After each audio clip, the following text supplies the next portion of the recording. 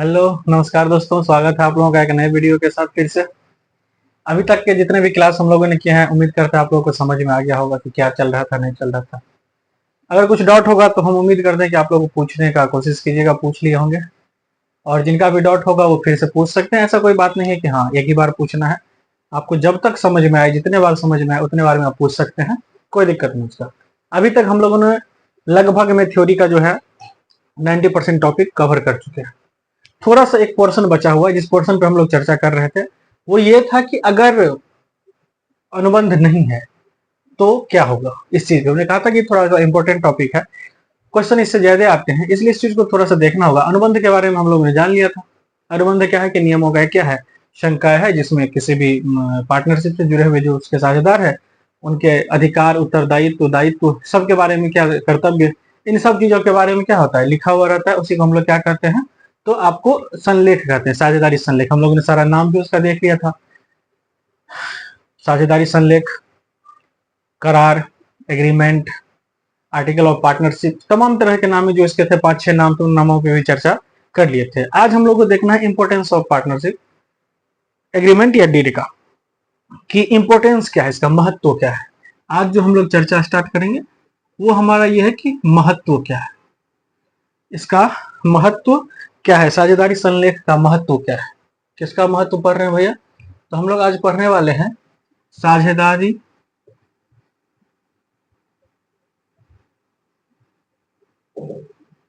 संलेख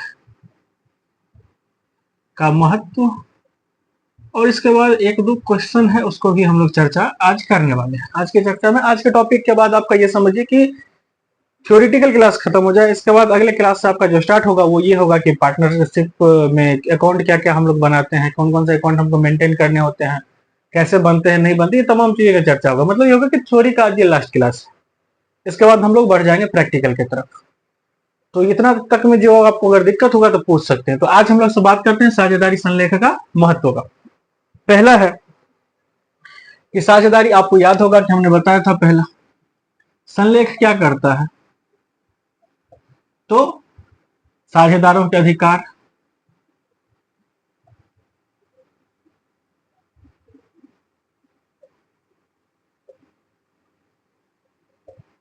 कर्तव्य एवं दायित्व को बताता है। दायित्व को बताता है कि नहीं। ये चीज पे तो हम लोग चर्चा कर चुके थे कि साझेदारी संलेख में क्या लिखा हुआ था। तो भाई साझेदारों के अधिकार क्या होते हैं और क्या क्या अधिकार होते हैं ये हम लोग जान चुके हैं। साझेदारों के कर्तव्य क्या क्या होते हैं ये भी हम लोग जान चुके हैं। साझेदारों का दायित्व क्या होता है, उत्तरदायित्व क्या होता है, ये तमाम चीजें हम लोग क्या कर चुके हैं, जान चुके हैं। इसलिए इसको समझाने का कोई ज्यादा बचता नहीं है। दूसरा, इसके बाद देखते हैं, तो दूसरा है हमारा कि यह साझेदारों के संबंध को परिभाषित करता है। यह साझेदारों के संबंध को परिभाषित करता है। अब संबंध को परिभाषित करता है। अब संबंध को परिभाषित करने का मतलब क्या होता है, संबंध को परिभाषित करने का मतलब ये नहीं कि वो चाचा का बेटा है, मामा का बेटा है या रिश्तेदार है, उसके बारे में बात नहीं। संबंध का मतलब यहाँ पे हम लोग करते हैं ना पीएसआर से।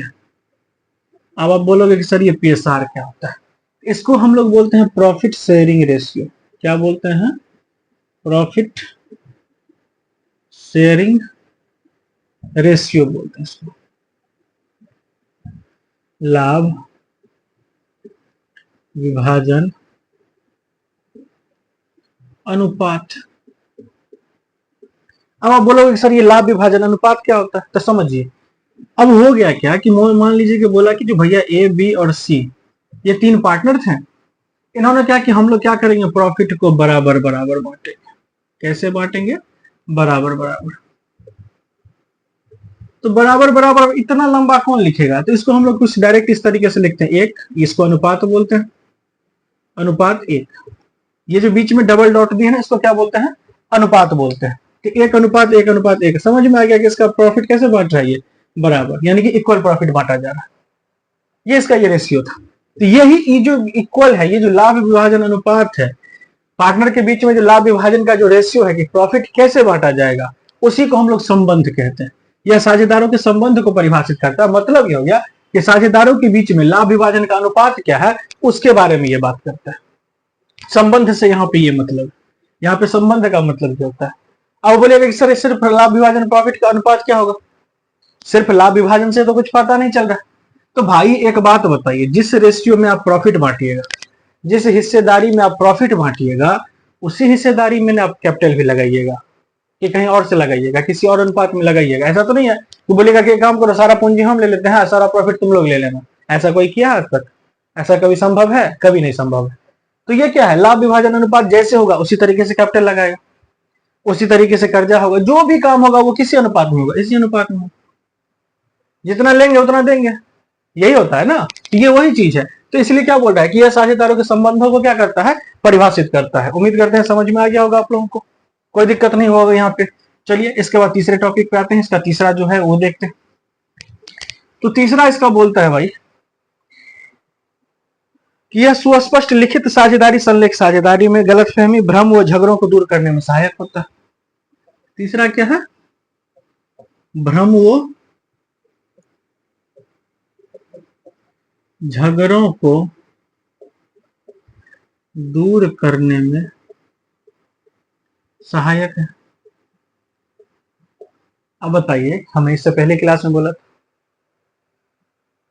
एक बहुत ही अच्छा, क्या बोलते हैं उसको, शेर है कि जो मुकरा होगा कोई अपनी बातों से, मुकरा होगा कोई अपनी बातों से, यूं ही कागज नहीं आया है प्रचलन में। तो ये जो साझेदारी संलेख बन रहा है ना बुआ, ये उसी चीज का रीजन है, ये वही है, ये वही है। क्यों? इसलिए सुस्पष्ट बातों में लिख दिया जाता है। यहाँ कागज पे हमने कहा था ना कि साझेदारी संलेख लिखित और मौखिक दोनों हो सकते हैं, लेकिन हम लोग किसका बात करते हैं भाई, लिखित का मानते। क्यों? क्योंकि मुकरा होगा कोई अपनी बातों से, इसलिए कागज आया प्रचलन, कागज प्रचलन में इसीलिए आ गया था। तो भ्रम व झगड़ों को दूर करने के में क्या होता है, सहायक होता है। भ्रम और झगड़ों को दूर करने में क्या होता है, ये सहायक होता है। ये तीसरा था। इसका चौथा क्या है, देखिए चौथा बोल रहा है इसका कि यद्यपि, कहा गया चौथा, साझेदारों में कोई विवाद होने पर साझेदारी संलेख सहायता से उसका निपटारा आसानी से किया जा सकता है। विवाद का निपटारा आसानी से होगा। अब बताइए, इसको बताने का जरूरत है इतना कहानी पढ़ने के बाद कि भाई संलेख लिखित क्यों होना चाहिए? इसीलिए तो होना चाहिए कि कभी कल डेट में अगर कोई विवाद होता है तो उसको निपटाने में क्या होगा, आसानी होगा। इसीलिए तो लिखित बना रहे थे। चौथा समझ में आ गया। पांचवा देखते हैं। आइए, पांचवा है आपका कि साझेदारी संलेख फर्म में संचालन को सरल बनाता है। क्या करता है भाई, फर्म के संचालन को आसान बना देता है भाई, सीधा समझे ना। क्यों? क्योंकि सब कुछ बात तो फर्म में लिखा हुआ है, साझेदारी संलेख में लिखा हुआ, सारा बात क्या किया हुआ है, साझेदारी संलेख में लिखा हुआ है। तो जब सारा बात संलेख में लिखा हुआ है तो भाई आसान होगा कि नहीं होगा? तो ये क्या करता है, आसान बना देता है। और लास्ट है कि यह न्यायालय में एक अच्छा साक्ष्य, यह न्यायालय में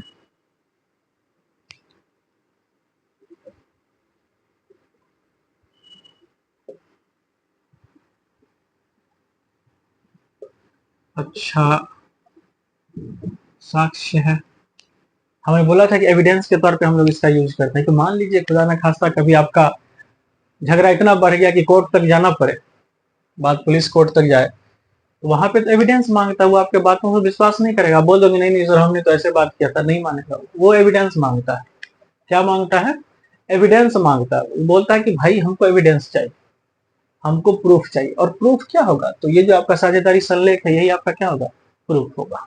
उम्मीद करते हैं यह समझ में आ गया होगा आप लोगों को। हो सकता है कि कभी 5 नंबर के टॉपिक में ये पूछ दे आपसे कि भाई साझेदारी किसे कहते हैं, साझेदारी संलेख का महत्व बताइए, या साझेदारी संलेख किसे कहते हैं, इनके महत्वों के बारे में चर्चा कीजिए। कुछ भी पूछ सकता है, तो इसलिए आप सबके लिए तैयार रहिए। देखिए क्या था, बोल रहा पहला है कि संलेख साझेदारों के अधिकार, कर्तव्य एवं दायित्वों को बताता है, यह साझेदारों के संबंध को परिभाषित करता है, भ्रम व झगड़ों को दूर करने में सहायक, विवाद का निपटारा आसानी से होगा, फर्म के संचालन को आसान बना देता है और यह न्यायालय में अच्छा साक्ष्य है। उम्मीद करते हैं कि आप लोगों को ये समझ में आ गया होगा। अगर आ गया है तो आगे बढ़ते हैं, इससे आगे के टॉपिक पे हम लोग क्या करेंगे, चर्चा करते हैं। अब एक दो सवाल है जो क्वेश्चन के फॉर्म में दिया गया है, और अभी तक जितना हमने आप लोगों को बताया, जितना हमने आपको समझाया, हमको लगता है कि अब आप लोग इस चीज का जवाब देने में सक्षम है। आप लोग जरूर सक्षम जवाब दे सकते हैं। अब देखिए, पहला क्वेश्चन पूछ रहा है कि क्या साझेदारी संलेख का होना अनिवार्य है। अब बताइए, अभी तक बात किए थे कि नहीं किए थे कि भाई साझेदारी संलेख का होना अनिवार्य नहीं है। हम लोग क्या करते हैं कि भविष्य में कोई झगड़ा ना हो, कोई प्रॉब्लम ना हो, इसके लिए हम लोग क्या करते हैं, संलेख बनाते हैं। बाद में कि होना अनिवार्य नहीं है। चलिए दूसरा क्वेश्चन क्या बोल रहा है, तो दूसरा बोल रहा है कि क्या साझेदारी समझौता का लिखित होना आवश्यक है।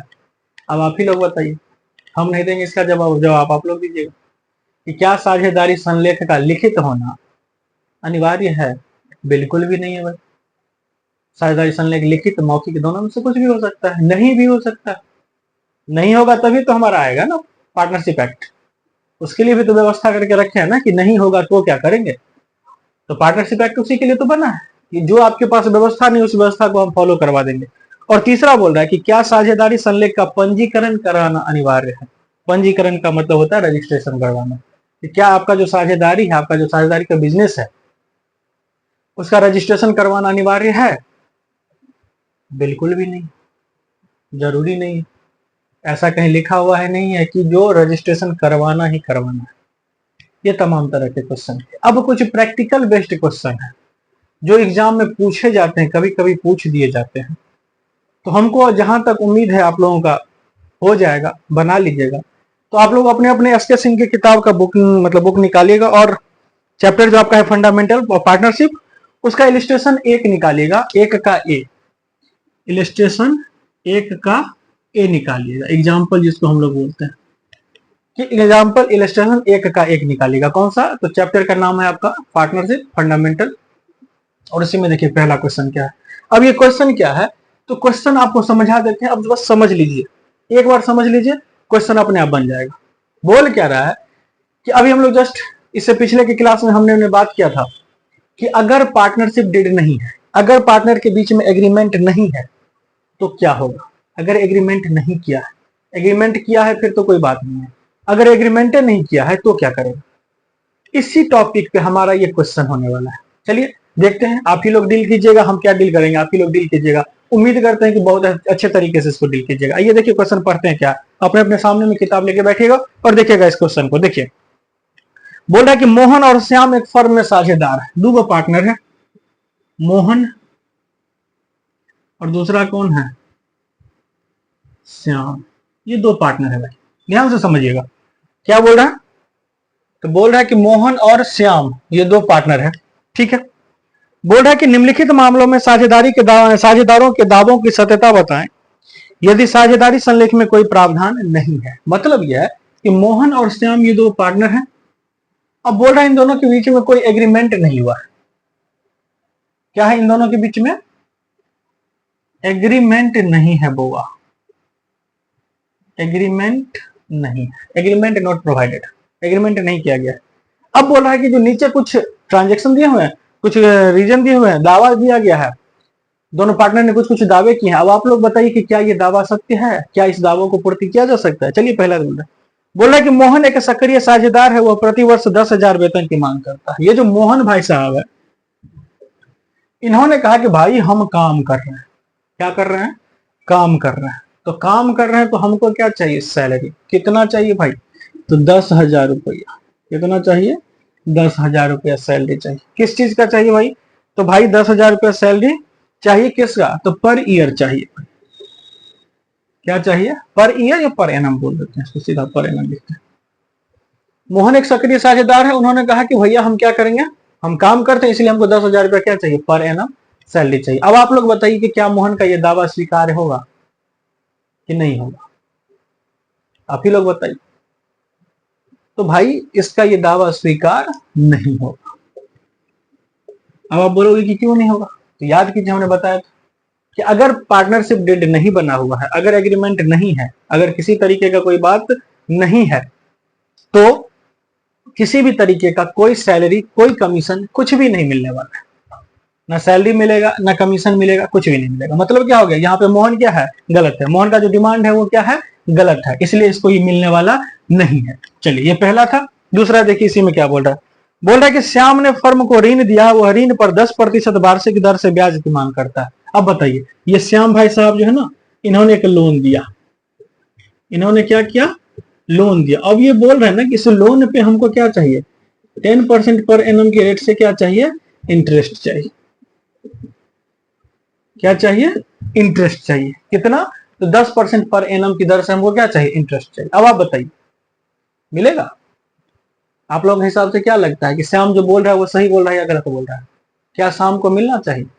आप बोलोगे कि नहीं सर, श्याम का दावा क्या है, गलत। श्याम का दावा क्या है, गलत है। क्यों? क्योंकि हमारा पार्टनरशिप एक्ट बोलता है कि अगर किसी तरीके का कोई एग्रीमेंट नहीं है बुआ, तो 10% नहीं, 6% पर एनम की दर से आपको क्या मिलेगा, आपके लोन पे इंटरेस्ट मिलेगा। क्या मिलेगा, 6% पर एनम की दर से क्या मिलेगा, आपके लोन पे इंटरेस्ट आपको मिलेगा। इससे ज्यादा आपको मिलने वाले नहीं। ये दूसरा था। चलिए इसके बाद फिर देखते हैं तीसरा, कुछ कोई और दावा कर रहा है या नहीं कर रहा, आइए देखते हैं।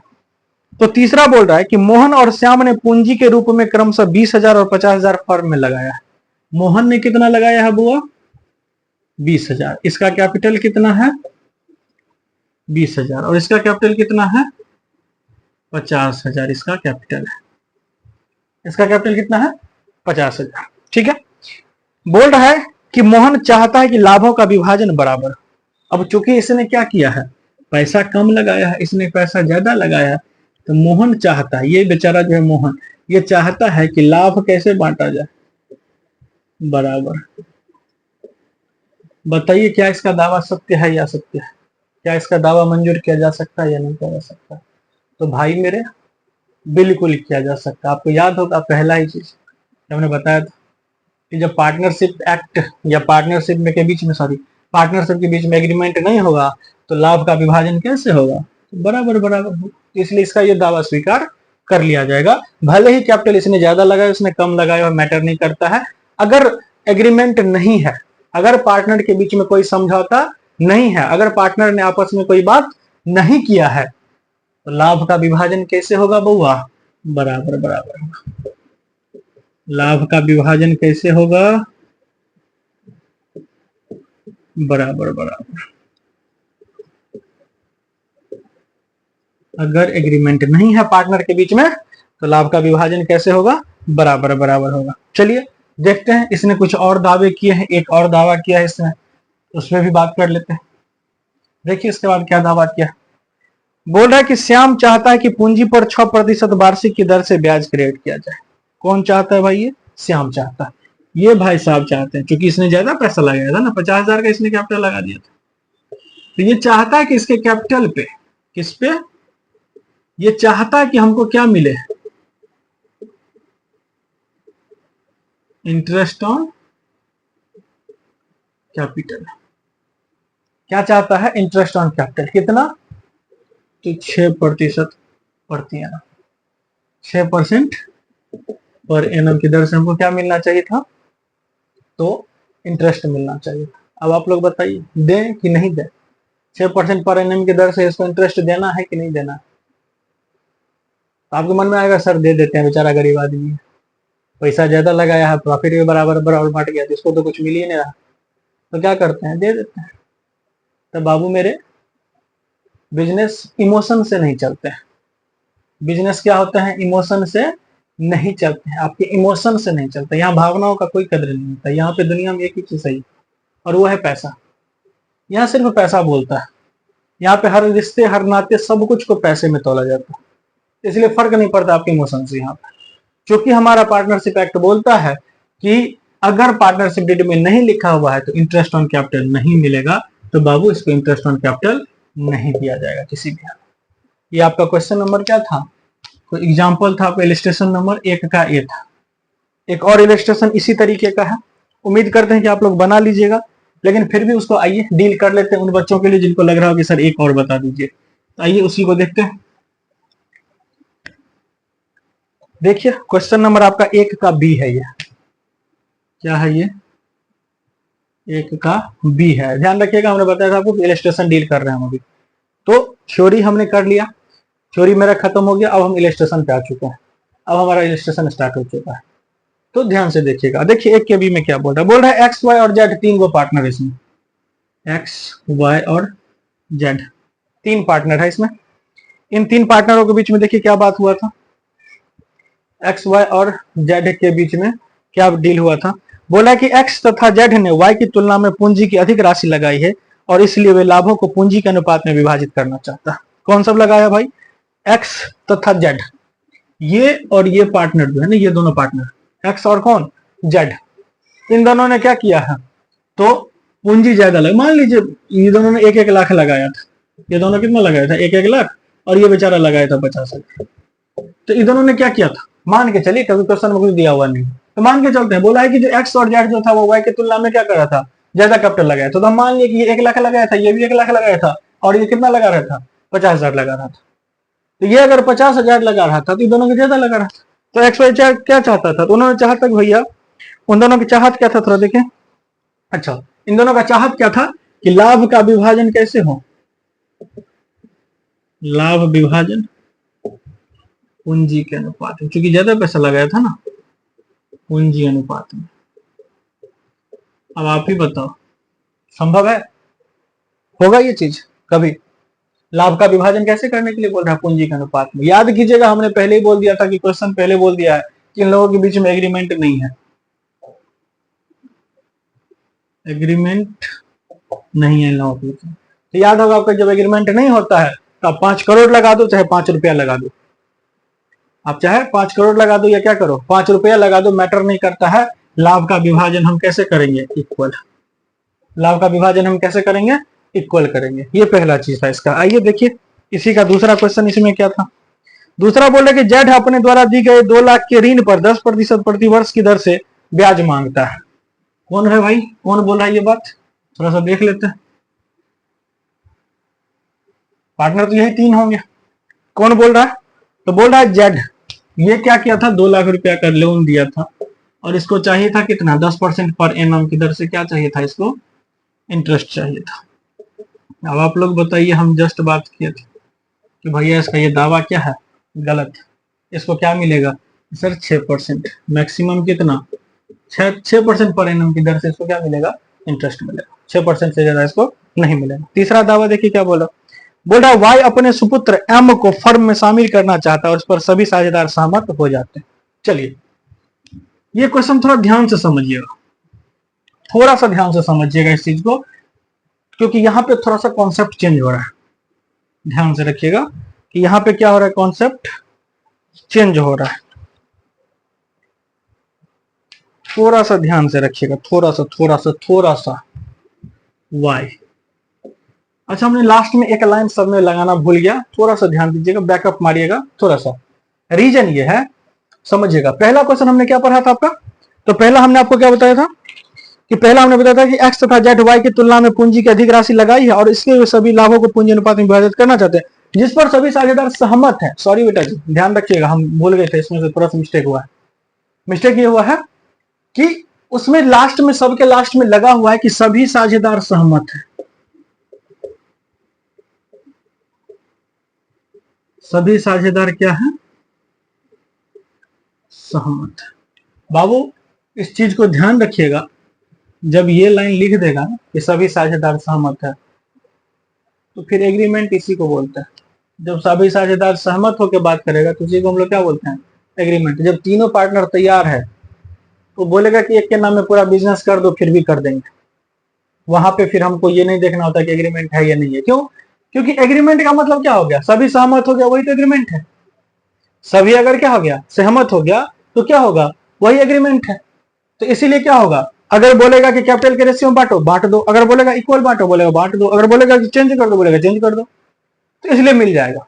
यानी कि प्रॉफिट कैसे बांटेगा, कैपिटल के रेशियो में बांटेगा। क्यों बांटेगा, क्योंकि सभी साझेदार सहमत है। दूसरा क्वेश्चन हमारा क्या था कि 10% की दर से मांग रहा है, 2 लाख रुपए ऋण दिया था और उस पर क्या मांग रहा था, तो 10% की दर से क्या मांग रहा था, ब्याज। मिल जाएगा भाई, मिल जाएगा, दे देंगे, बिल्कुल दे देंगे, हंस के देंगे, खुशी खुशी, कोई आंसू बहाने वाला बात नहीं। क्यों, क्योंकि सभी साझेदार क्या है, सहमत।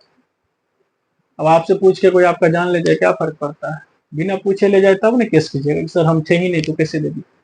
या तो पूछ के जा रहा है, सभी साझेदार सहमत है, जो सहमत है तो फिर क्या, फिर ले जाओ, पूरा दुनिया दे दो एक ही आदमी को, क्या फर्क पड़ता है। तो ये हो जाएगा।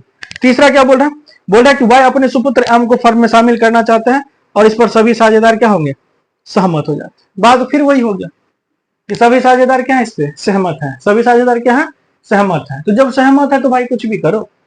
वैसे एक कॉन्सेप्ट आता है कि क्या नाबालिग जो है, क्या नाबालिग पार्टनर हो सकते हैं,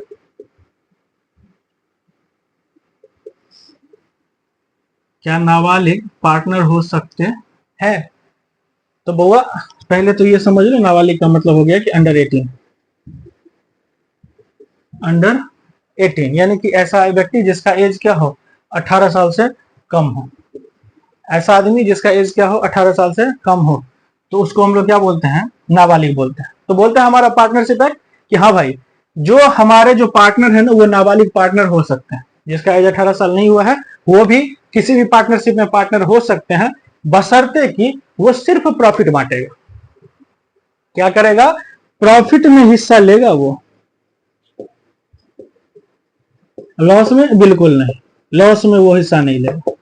नाबालिग पार्टनर सिर्फ प्रॉफिट में हिस्सा लेगा, लॉस में हिस्सा वो नहीं लेगा। ये कॉन्सेप्ट बोलता है हमारा कि नाबालिग पार्टनर हो सकते हैं लेकिन वो क्या करेगा, सिर्फ प्रॉफिट में हिस्सा लेगा, लॉस में हिस्सा वो नहीं लेगा। और उस पर किसी तरीके का कोई जोर जबरदस्ती, किसी तरीके का कोई दबाव भी आप बना नहीं सकते हैं, क्योंकि ये हमारे पार्टनरशिप एक्ट में लिखा हुआ ये बात है।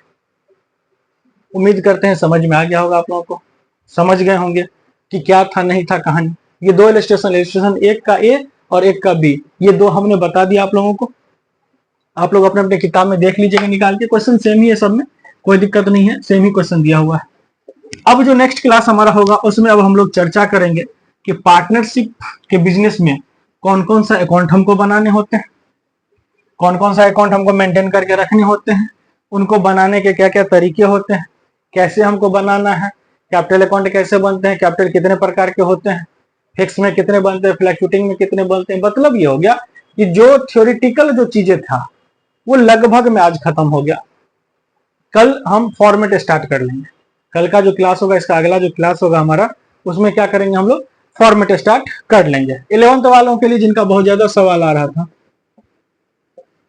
तो बुआ 3-4 दिन और शायद दुर्गा पूजा बचा हुआ है, दुर्गा पूजा एंजॉय कर लीजिए। दुर्गा पूजा के बाद कब, दुर्गा पूजा के बाद 11th वालों का क्लास स्टार्ट हो जाएगा।